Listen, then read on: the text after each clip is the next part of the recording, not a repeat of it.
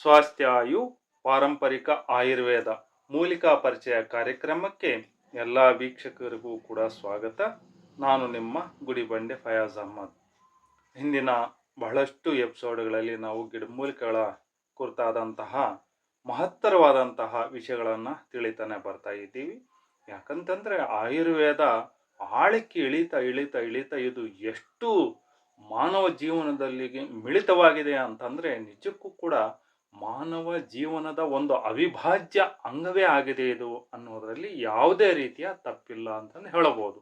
ಯಾಕಂತಂದರೆ ಗತಕಾಲದ ಪ್ರಾಚೀನ ಮಾನವನಿಂದ ಹಿಡಿದು ಇಂದಿನವರೆಗೂ ಮುಂದಿನವರೆಗೂ ಕೂಡ ಆಯುರ್ವೇದ ಮಾನವ ಜೀವನದಲ್ಲಿ ಮತ್ತು ಪಶು ಪಕ್ಷಾದಿಗಳ ಜೀವನದಲ್ಲೂ ಕೂಡ ಅನೇಕ ಮಹತ್ತರವಾದಂತಹ ಒಂದು ಪಾತ್ರ ವಹಿಸ್ತಾ ಬಂದಿರೋದನ್ನು ನಾವು ಗಮನಿಸಬಹುದಾಗಿದೆ. ಇವತ್ತು ನಾವು ಗಜ್ಜುಗ ಅನ್ನುವ ಒಂದು ಮೂಲಿಕೆಯೊಂದಿಗೆ ತಮ್ಮ ಮುಂದೆ ಬರ್ತಾ ಇದ್ದೇನೆ. ಗಜ್ಜುಗ ಚಿತ್ರವನ್ನು ತಾವು ನೋಡ್ತಾ ಇದ್ದೀರಾ. ಗಜ್ಜುಗ ಇದೊಂದು ಪೊದೆಯಾಕಾರದಲ್ಲಿ ಬೆಳೀತಕ್ಕಂತಹ ಒಂದು ಮುಳ್ಳು ಕಂಟಿಯ ಗಿಡ ಆಗಿರುತ್ತೆ.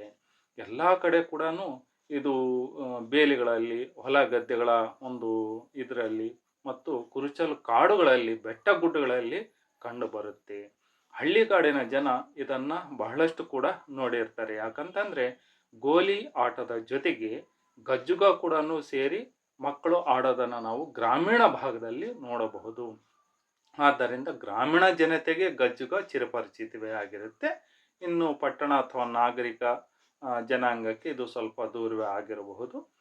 ಗಜ್ಜುಗವನ್ನು ಕನ್ನಡದಲ್ಲಿ ಗಜ್ಜುಗ ಅಂತಂದ್ಲೇ, ತೆಲುಗಿನಲ್ಲಿ ಗಜ್ಜಿಕಾಯಿ ಅಂತ ಮತ್ತು ಸಂಸ್ಕೃತದಲ್ಲಿ ಕಟುಕರಂಜ ಅಂತಂದು ಕರೆಯಲಾಗತಕ್ಕಂಥ ಇದರ ವೈಜ್ಞಾನಿಕವಾದಂತಹ ಹೆಸರು ಕಸಿಲ್ಪೇನಿಯೆ ಬೋಂಡಕ್ ಅಂತಂದು ಆಗಿರುತ್ತೆ.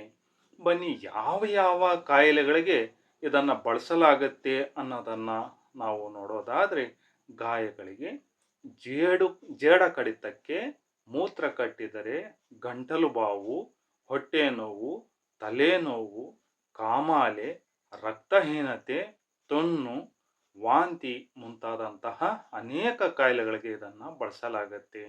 ಗ್ರಾಮೀಣ ಭಾಗದಲ್ಲಂತೂ ಎಲ್ಲ ಮನೆಗಳಲ್ಲೂ ಕೂಡ ಗಜ್ಜಿಗೆ ಈ ಒಂದು ಹಣ್ಣನ್ನು ಅಥವಾ ಇದರ ಬೀಜಗಳನ್ನು ಇಡ್ತಿದ್ದಂಥದ್ದನ್ನು ನಾವು ಗಮನಿಸಬಹುದು. ಪಶುಗಳಿಗೂ ಕೂಡ ಇದರಿಂದ ಅನೇಕ ರೀತಿಯ ಮದ್ದುಗಳನ್ನು ತಯಾರಿ ಮಾಡಲಾಗ್ತಿತ್ತು ಮತ್ತು ಬೇಲಿಗಳಿಗೆ ಇದು ಉತ್ತಮವಾಗಿರತಕ್ಕಂತಹದ್ದು ಒಂದು ತಡೆಗೋಡೆ ಥರ ಆಗಿರುತ್ತೆ. ಯಾಕಂತಂದರೆ ಈ ಗಿಡದ ತುಂಬ ಮುಳ್ಳುಗಳಿರೋದ್ರಿಂದ ಸಾಮಾನ್ಯವಾಗಿ ಇದನ್ನು ದಾಟಲಿಕ್ಕೆ ಸಾಧ್ಯವಾಗೋದಿಲ್ಲ. ಹಾಗಾಗಿ ಬೇಲಿ ಹಾಕೋದಿಕ್ಕೂ ಕೂಡ ಇದನ್ನು ಬಳಸಲಾಗ್ತಿತ್ತು. ಮುಂದಿನ ಮತ್ತೊಂದು ಮೂಲಿಕೆಯೊಂದಿಗೆ ತಮ್ಮ ಮುಂದೆ ಬರ್ತೇನೆ. ಅದುವರೆಗೂ ಕೂಡ ನಮ್ಮ ಸ್ವಾಸ್ಥ್ಯಾಯು ಪಾರಂಪರಿಕ ಆಯುರ್ವೇದ ಯೂಟ್ಯೂಬ್ ಚಾನಲನ್ನು ಗಮನಿಸಿ. ತಮ್ಮ ಸಲಹೆ ಸೂಚನೆಗಳಿಗೆ ಸದಾ ಸ್ವಾಗತ. ಅಣಿಮಣಿದು ನಿಮ್ಮ ಗುಡಿಬಂಡೆ ಫಯಾಜ್ ಅಹ್ಮದ್.